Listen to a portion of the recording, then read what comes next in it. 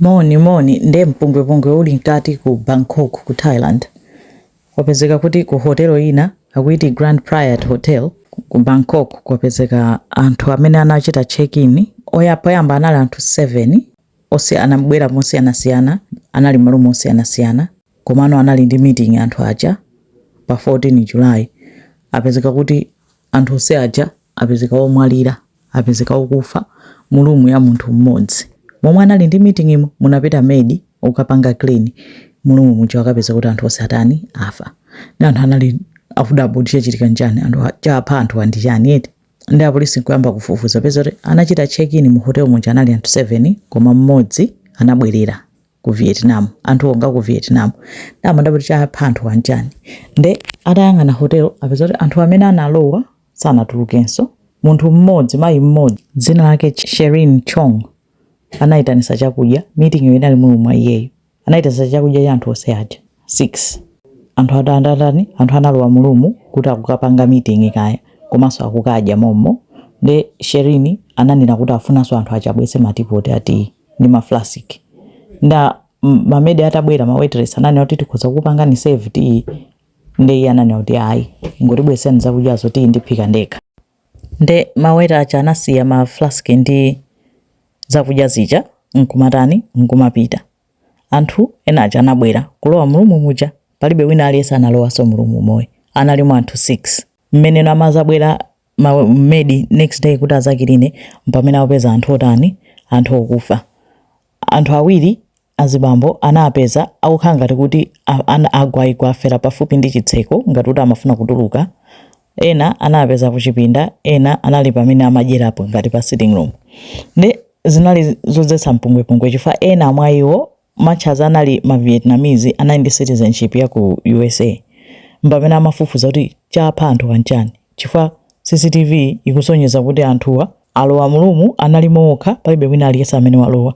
Chakudya chinali mmene chinalili, chioneka kuti palibe wavundukula, palibe wadya chakudya chicha, koma aliyense anali atamwa tea. Anapezeka kuti akayeza makapu amene amamweredwa tea ndi maflasiki munali tea muja, apeza kuti munali poison, munali cyanide poison. Ne cyanide ndi poison ovuta kwambiri kumpeza, ndipo amangotenga mwinaso nthawi zina less than a minute kuti munthu udani, kuti munthu ufe naye.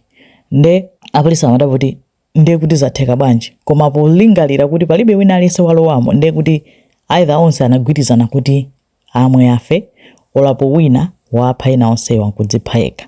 Nda anayamba nokuwafufuza history yawo kuti anthu achokera kuti. Chifukwa achoka ku Vietnam akudzapanga meeting kutiko ku Bangkok ku Thailand. Ndipo zafufuza apeza kuti mayi uyuyu Sherin Chong anapempha mmodzi mwa anthu 6 kunena kuti tapempheni yawo. Panali banja lina pa anthu awiriwo, mwapemphe kunena kuti achite invest business kuli contract ku Japan yopanga chani, yomanga chipatala. Ndipo pafunika ndalama nkuwauza zonse breakdown kunena kuti mukapanga invest ndalama imeneyo mulandirapo deposit, mulandira zambiri, mulitilemera chanchani. Anagulisa nkhani yonseyo. Anthu ajadi onena kuti iwo anali ndi construction business banja lawolo ku Vietnam.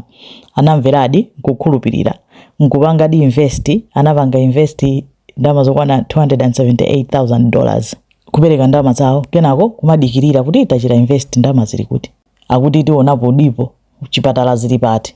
Kenako adabwa unena kuti Sherin choyamba kuthawa. Iwo ndalama zachuluka nkuyamba sochita involve anthu ena kuti no, munthu atenga ndalama zathu sakutiuza kunati chachitika ndi chani. Koma ku Japan kuoneka kuti zonse zinasolobana, panalibepo za business ya chipatala sizimachitika.